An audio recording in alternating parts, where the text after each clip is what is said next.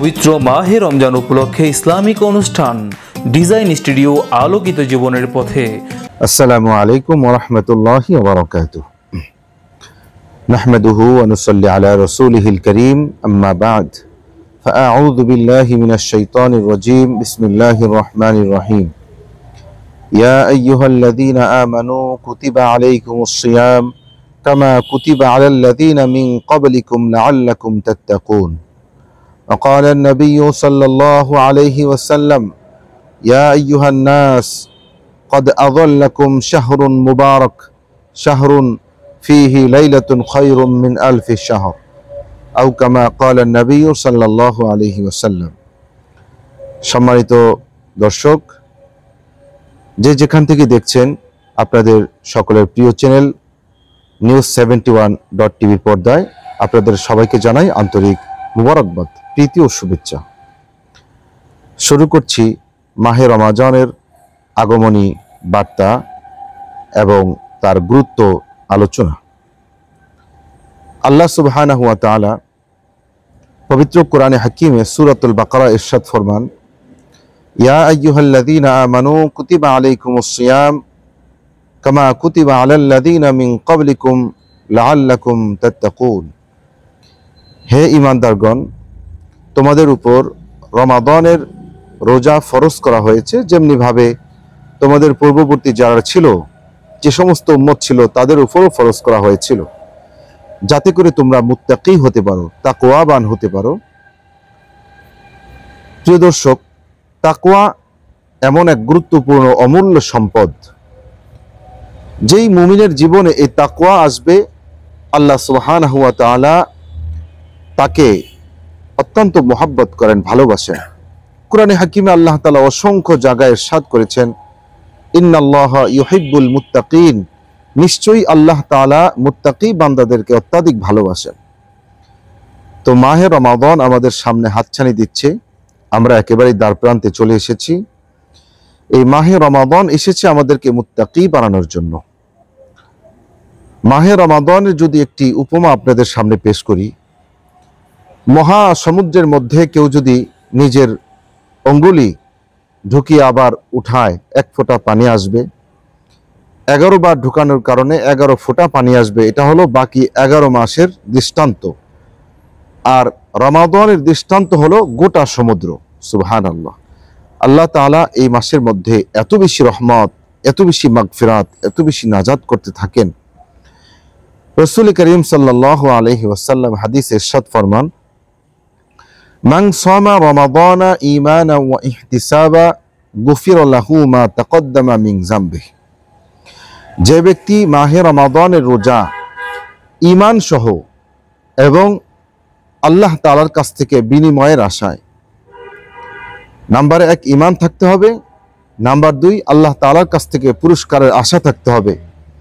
এই দুটি বিষয় নিয়ে কেউ যদি রমাদানের রোজা রাখে, রাসূল করিম সাল্লাল্লাহু আলাইহি ওয়াসাল্লাম বলেন, গুফিরা লাহু মা তাকদ্দামা মিন যামবিহি, আল্লাহ তাআলা ওই বান্দার কিংবা ওই বান্দির জীবনের সমস্ত গুনাহকে মাফ করে দিবেন। রমাদান এমন এক অমূল্য সম্পদ, এমন এক পরশ পাথর। আল্লাহ তাআলা ইরশাদ ফরমান, প্রত্যেক আমলের বিনিময় ফেরেশতাদের মাধ্যমে দেওয়া হবে ময়দানে মাহশারে। কিন্তু আল্লাহ তাআলা বলেন, ইল্লা সাওম, শুধুমাত্র রমাদান ব্যতীত। কারণ আল্লাহ তাআলা বলেন, আস-সাওমু লি ওয়া আনা আজজি বিহি, বান্দা বান্দি শুনো, শুধুমাত্র এই রমাদান হলো একান্তই আমার জন্য, আর এটার বিনিময় আমি আল্লাহ নিজ হাতে তোমাদেরকে প্রদান করব। সুবহানাল্লাহ, কত চমৎকার কথা। দুনিয়াতে রাজা বাদশাহ যত বড় হয়, তাদের দানের পরিমাণও তত বড় হয়। আর আল্লাহ তাআলা কত বড় এই কথা চিন্তা করাও আমাদের মাথায় আসে না। তো আল্লাহ তাআলা যদি আমাদেরকে পুরস্কার দেন, সেই পুরস্কার কতই না বড় হবে। সুবহানাল্লাহ। রাসূল করিম সাল্লাল্লাহু আলাইহি ওয়াসাল্লাম বলেন, ইন্না ফিল জান্নাতি বাবান ইউকালু আর-রায়্যান, নিশ্চয় জান্নাতের মধ্যে একটি দরওয়াজা থাকবে, যার নাম হবে রায়্যান। এই রায়্যান নামক দরওয়াজা দিয়ে একমাত্র রোজাদার যারা, এরাই প্রবেশ করবে। সুবহানাল্লাহ। সম্মানিত দর্শকবৃন্দ, আমাদের সামনে রমাদান আসতেছে। এই রমাদানকে যাতে আমরা কাজে লাগাতে পারি, এজন্য রাসূল করিম সাল্লাল্লাহু আলাইহি ওয়াসাল্লাম আমাদেরকে কিছু নসিহা করেছেন, কিছু উপদেশ দিয়েছেন। অযথা বেকার যাতে আমাদের রমজান না যায়। রমজান আসলো, রমজান গেল, কিন্তু আমি আমার গুনাহ ক্ষমা করতে পারলাম না, আল্লাহ তাআলার প্রিয় ভাজন হতে পারলাম না, আমি আমার নামটা জান্নাতি মানুষের খাতায় লিখতে পারলাম না, তাহলে আমার মতো দুর্ভাগা, আমার মতো কপাল পোড়া, আমার মতো হতভাগা আর কেউ থাকবে না। এই জন্য হাদিসে এসেছে, রাসূল করিম সাল্লাল্লাহু আলাইহি ওয়াসাল্লাম কোনো এক রমাদানে সাহাবা ইকরামকে সমবেত করে মসজিদে আসলেন। মিম্বারে যখন প্রথম সিঁড়িতে পা রাখলেন তখন তিনি বললেন আমিন, দ্বিতীয় সিঁড়িতে পা রাখলেন তখনও বললেন আমিন, তৃতীয় সিঁড়িতে পা রাখলেন তখনও বললেন আমিন। এবার আল্লাহ রসুলের বয়ান শেষে সাহাবা ইকরাম বলল, ইয়া রাসূলুল্লাহ, আপনি আজকে এমন কিছু আচরণ, এমন কিছু শব্দ উচ্চারণ করেছেন ইতিপূর্বে কোনোদিন বলেননি, কেউ দোয়া করেনি, কিন্তু এরপরেও আপনি আমিন বলেছেন। রাসূল করিম সাল্লাল্লাহু আলাইহি ওয়াসাল্লাম বলল, সাহাবীরা, আমি যখন প্রথম সিঁড়িতে প্রথম মিম্বারে পা রাখি, জিবরাইল আমিন এসে আমাকে বলল, ইয়া রাসূলুল্লাহ, ধ্বংস হোক ওই ব্যক্তি যার সামনে আপনার পবিত্র নাম উচ্চারণ করা হলো আর সে ব্যক্তি আপনার প্রতি দুরূদ পাঠ করলো না। আমি বললাম আমিন। দ্বিতীয় সিঁড়িতে যখন পা রাখি তখন আমাকে এসে বলল, ইয়া রাসূলুল্লাহ, ধ্বংস হোক ওই ব্যক্তি যে রমজান পেল অথচ তার গুনাহগুলো সে মাফ করিয়ে নিতে পারলো না। আমি বললাম আমিন। তৃতীয় সিঁড়িতে যখন পা রাখি তখন আবার জিবরাইল আমিন আমাকে বলল, ধ্বংস হোক ওই ব্যক্তি, হালাক হয়ে যাক ওই ব্যক্তি যে তার জীবদ্দশায় তার পিতামাতা উভয়কে অথবা একজনকে পেল, কিন্তু এই মা বাবার খেদমত করে তাদের সেবা করে সন্তান জান্নাত কামাই করে নিতে পারলো না। আমি বললাম আমিন। দেখেন, জিবরাইল আমিনের কথা এমনিতেই আল্লাহ তাআলার কাছে কবুল, কারণ ফেরেশতাদের কোনো গুনাহ নাই, তাদের দোয়া কবুল। এরপরেও আল্লাহর রসুল দোয়ার শেষে আমিন বলেছেন, তার মানে এই দোয়া কবুল হওয়ার ক্ষেত্রে আর কোনো সন্দেহ সংশয় নেই। রমজান পেলাম, আমি আমার গুনাহ মাফ করতে পারলাম না, তাহলে আমার মতো হতভাগা, বঞ্চিত, লাঞ্ছিত আর কেউ থাকবে না। আল্লাহর হাবিব বলেছেন, এই মাসের মধ্যে এমন একটি রজনী রয়েছে, খায়রুম মিন আলফি শাহর, যেই রজনীটি হলো 1000 মাস অপেক্ষা বেশি উত্তম। 83 বছর 6 মাস লাগাতার কেউ যদি ইবাদত করে এর চাইতেও বেশি বেশি উত্তম। আল্লাহর হাবিব বলেন, যে ব্যক্তি এই রজনীতে বঞ্চিত থাকলো সে প্রকৃতই হতভাগা, প্রকৃতই সে লাঞ্ছিত, তার মতো এত বড় দুর্ভাগা আর কেউ নেই। এজন্য ভাইরা আমার, সম্মানিত দর্শকবৃন্দ, এই মাহে রমাদান আমাদেরকে যাতে কিছু দিয়ে যায়, আমরা যাতে কিছু নিতে পারি, এর প্রস্তুতি এখন থেকে আমাদেরকে গ্রহণ করতে হবে। বেশি থেকে বেশি ইবাদত, কারণ এটা তো এমন এক মাস, আল্লাহর হাবিব বলেছেন, যে ব্যক্তি এই মাসের মধ্যে একটি নফল ইবাদত করলো সে যেন অন্যান্য মাসে একটি ফরজ ইবাদত করলো। যে ব্যক্তি এই মাসের মধ্যে একটি ফরজ আদায় করলো সে যেন অন্য মাসে 70টি ফরজ আদায় করলো। সুবহানাল্লাহ, এর চাইতে চমৎকার সুযোগ মুমিনের জীবনে আর কি হতে পারে। এজন্য আল্লাহর হাবিব বলেন, তোমাদেরকে আমি 4টি ইবাদত, 4টি বিষয় বেশি থেকে বেশি করার জন্য উৎসাহিত করছি, তোমাদেরকে আমি নসিহত করতেছি। নাম্বার 1, তোমরা বেশি থেকে বেশি কালেমায়ে তাইয়্যিবা পাঠ করবা, লা ইলাহা ইল্লাল্লাহ বেশি করে পাঠ করবা। কারণ এই কালেমা এমন এক কালেমা, কেউ যদি এই কালেমা জীবনে একবারও পাঠ করে আল্লাহ তাআলা তার জীবনের সমস্ত গুনাহগুলো মাফ করে দিবেন। এই কালেমা মিজানের পাল্লায় এত বেশি ভারী যে গোটা আসমান জমিন যদি এক পাল্লায় রাখা হয় আর এই কালেমা অপর পাল্লায় রাখা হয়, রাসূল করিম সাল্লাল্লাহু আলাইহি ওয়াসাল্লাম বলেছেন এই কালেমার ওজনই বেশি হবে। এজন্য রমাদানে আল্লাহর হাবিব বলেছেন যে তোমরা 4টি কাজ বেশি করে করবে, তার মধ্যে 2টি কাজ করলে আল্লাহ তাআলা সন্তুষ্ট হবেন, আর 2টি না করে তোমাদের কোনো উপায় নেই। তার মধ্যে প্রথম 2টি হলো কালেমায়ে তাইয়্যিবা বেশি করে পাঠ করা, দ্বিতীয় নম্বর হলো ইস্তিগফার, বেশি থেকে বেশি ইস্তিগফার, আস্তাগফিরুল্লাহ আস্তাগফিরুল্লাহ বেশি করে পাঠ করব। কারণ এই ইস্তিগফার এমন এক আমল, রাসূল করিম সাল্লাল্লাহু আলাইহি ওয়াসাল্লাম বলেন, কেউ যদি রাতে ঘুমানোর পূর্বে 3 বার ইস্তিগফার, আস্তাগফিরুল্লাহাল্লাযী লা ইলাহা ইল্লা হুয়াল হাইয়ুল কাইয়্যুম ওয়া আতুবু ইলাইহি। এই ইস্তেগফার 3 বার পাঠ করে ঘুমালো। আল্লাহর হাবিব বলেন তার গুনাহ যদি সমুদ্রের ফেনা সমতুল্য হয়, ফেনার মতো বেশিও হয়, তবুও ওই ব্যক্তি ঘুম থেকে যখন উঠবে নিষ্পাপ হয়ে ঘুম থেকে উঠবে। সুবহানাল্লাহ। ইস্তেগফারের এত বেশি শক্তিশালী পাওয়ার রয়েছে যে ব্যক্তি ইস্তেগফারকে নিজের জীবনে লাজিম করে নিবে, আবশ্যক করে নিবে, আল্লাহর হাবিব বলেন আল্লাহ তাআলা ওই ব্যক্তির যাবতীয় পেরেশানি দূর করার জন্য স্বয়ং আল্লাহ যথেষ্ট হয়ে যাবেন এবং যাবতীয় প্রয়োজন পুরা করার জন্য স্বয়ং আল্লাহ তাআলা যথেষ্ট হয়ে যাবেন। সুবহানাল্লাহ। চমৎকার একটি ঘটনা কিতাবের মধ্যে উল্লেখ রয়েছে। 4 মাযহাবের এক মাযহাবের ইমাম, তার নাম ইমাম আহমদ ইবনে হাম্বল রাহমাতুল্লাহি আলাইহি, প্রখ্যাত মুহাদ্দিস ছিলেন। ওই জমানার সবচাইতে বড় হাদিস বিশারদ ছিলেন। বলা হয়ে থাকে যে 6 লক্ষ হাদিস ইমাম আহমদ ইবনে হাম্বলের মুখস্থ ছিল। এরপরেও তিনি যদি শুনতেন যে পৃথিবীর অপর প্রান্তে কোনো এক ব্যক্তির কাছে তার না জানা একটি হাদিস ওই ব্যক্তির কাছে রয়েছে, তিনি নির্দ্বিধায় ছুটে চলতেন হাদিসটি সংগ্রহ করার জন্য। আল্লাহ রসুলের হাদিস পিপাসা তার এত বেশি ছিল। ভাইরা আমার, একদিন ইমাম আহমদ ইবনে হাম্বল রাহমাতুল্লাহি আলাইহি একটি হাদিস সংগ্রহ করার জন্য তিনি ছুটলেন আরব থেকে অনারবে হাজার হাজার মাইল পাড়ি দিয়ে। ছুটতে ছুটতে চলতে চলতে তিনি ক্লান্ত হয়ে গেলেন। শীতের কনকনে রাত্র, ঠান্ডা রাত্র, এক মসজিদে তিনি আশ্রয় নিলেন। ইশারের পরে মসজিদের খাদেম বললেন, জনাব, অপরিচিত কোনো ব্যক্তিকে মসজিদে তো থাকতে দেওয়া যাবে না, আপনি দয়া করে ফজরের সময় আসবেন। ইমাম আহমদ ইবনে হাম্বল কোনো কথা না বলে মসজিদ থেকে আল্লাহর ভরসা করে বের হয়ে গেলেন। কিছুদূর যাওয়ার পরে দেখলেন একটি ছোট বাজার, সেখানে একজন নওজোয়ান যুবক রুটি তৈরির কাজে ব্যস্ত।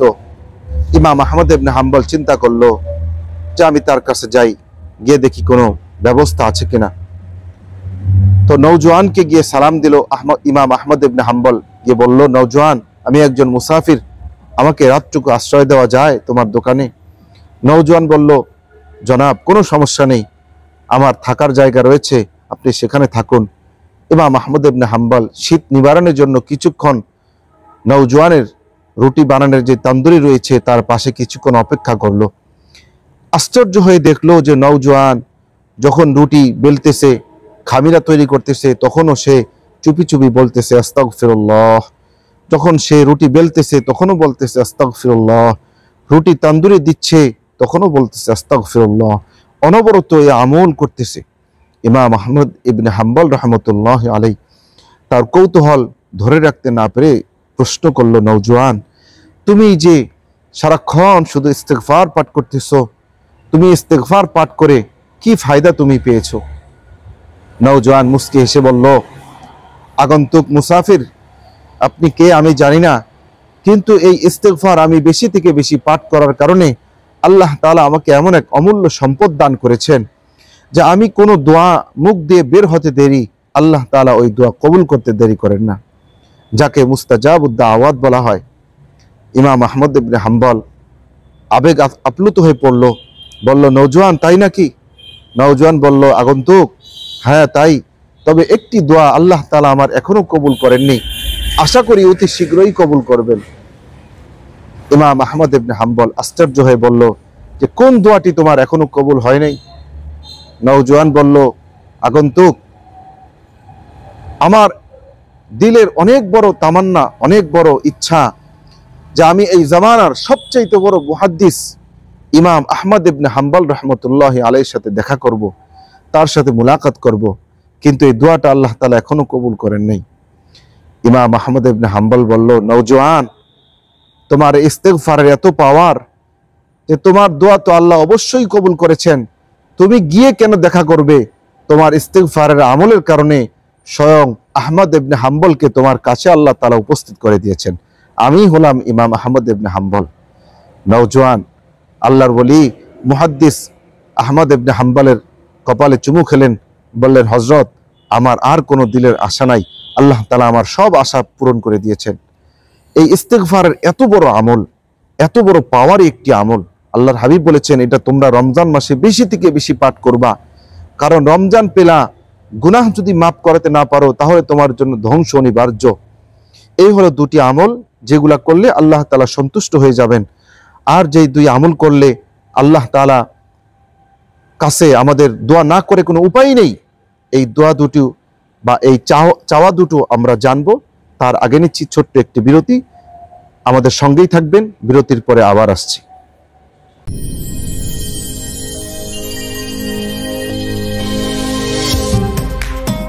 পবিত্র মাহে রমজান উপলক্ষে ইসলামিক অনুষ্ঠান ডিজাইন স্টুডিও আলোকিত জীবনের পথে। সম্মানিত দর্শক, যে যেখান থেকে দেখছেন, আপনাদের সকলের প্রিয় চ্যানেল News71.tv পর্দায় আপনাদের সবাইকে আবারও শুভেচ্ছা ও প্রীতি জানিয়ে আমরা শুরু করছি বিরতির পর।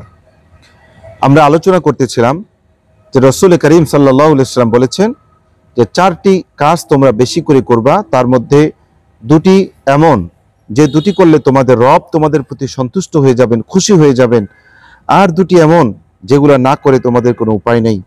তার মধ্যে তৃতীয়টি হলো তোমরা বেশি থেকে বেশি আল্লাহ তাআলার কাছে জান্নাতের প্রার্থনা করবা। আল্লাহর হাবিব বলেছেন তোমরা বেশি করে দোয়া করবা, আল্লাহুম্মা ইন্নী আসআলুকাল জান্নাহ।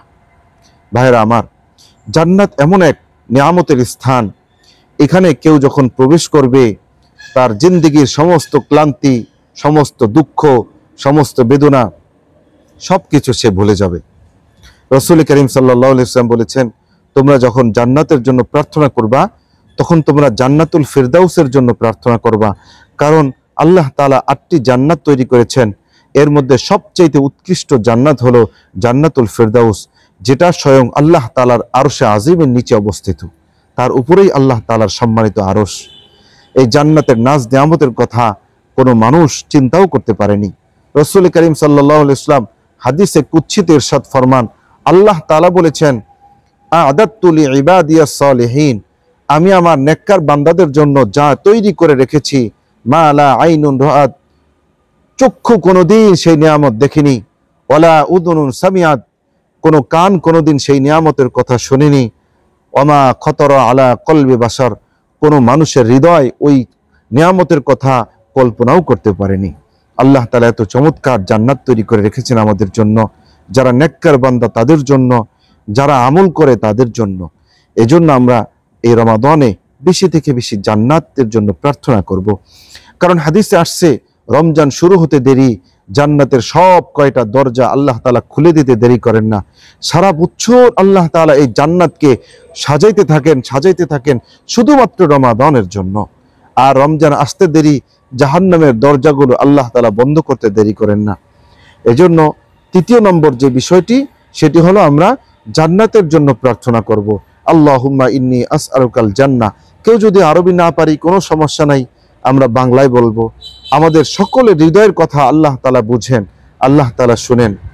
4 নম্বর যে বিষয়টি না করে কোনো উপায় নেই সেটি হলো জাহান্নাম থেকে মুক্তির প্রার্থনা, আল্লাহুম্মা ইন্নী আউযু বিকা মিনান নার, আল্লাহ আমি জাহান্নাম থেকে আশ্রয় প্রার্থনা করতেছি।